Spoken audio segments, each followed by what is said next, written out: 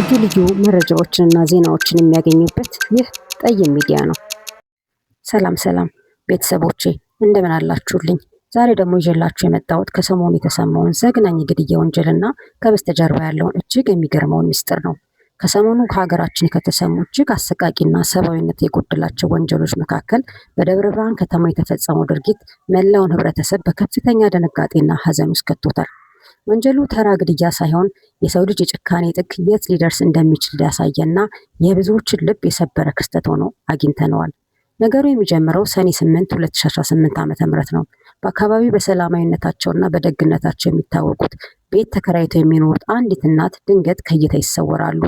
የቤታቸው በር ለተከታታይ ቀን ተዘግተው መቆየቱ በአካባቢው ነዋሪዎችና በጎረቤቶቻቸው ዘንድ ከፍተኛ ጥርጣሬን መፍጠር ይጀምራል።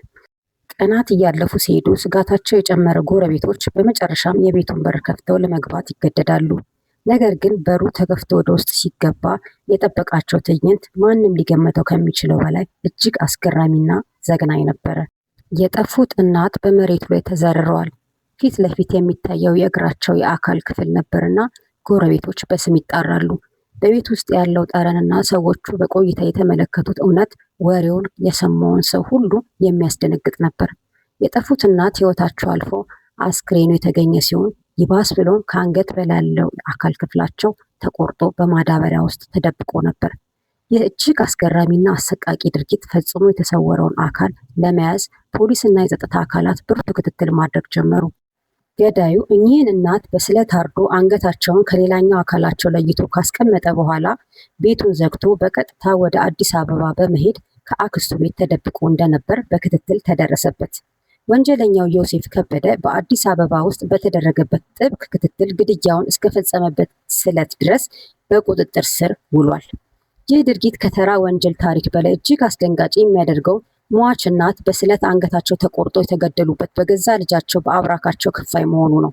ወንጀለኛው ዮሴፍ ከበደ በገዛ ወላጅ እናቱ ላይ ይህንን የመሰለ የጭካኔ ጥግ እንዲፈጽም ያነሳሳው ምክንያትና የአረመኔነት ጥግ ምን ይሆን? መጨረሻው እጅግ አስተማሪና አስገራሚ ነውና እባካችሁ አብራችሁ እስከ መጨረሻው ቆዩ። ወንጀለኛው በፖሊስ ቁጥጥር ስር ውሎ ምርመራ ሲደረግበት የሰጠው ቃል መላውን ሕዝብ ያስደነገጠ ነበር። ገዳዩ እንዳመነው ከሆነ እርሱ የ666 የሰይጣን አምላኪዎች አባል መሆኑና ድርጊቱንም የፈጸመው የምድር ሀብትና ንብረት ለማግኘት እንደሆነ ተናግሯል። ዮሴፍ ከበደ ለሀብት ሲል 9 ወር አርግዛና አመጣ ወልድ ያሳደገችውን ወላጅ እናቱን ለዲያብሎስ መስዋዕት አድርጎ ማቅረቡን ያለምንም መጸጸት በራሱ አንደበት ገልጿል። ይህን ግድያ የፈጸመው የእናቱን ደም ካፈሰሰ በምድር ላይ ሀብታምና ታዋቂ ባለዝና እንደሚሆን በርኩሳን መናፍስቱ ማህበር አባሎች ቃል ተገብቶለት ስለነበር ነው።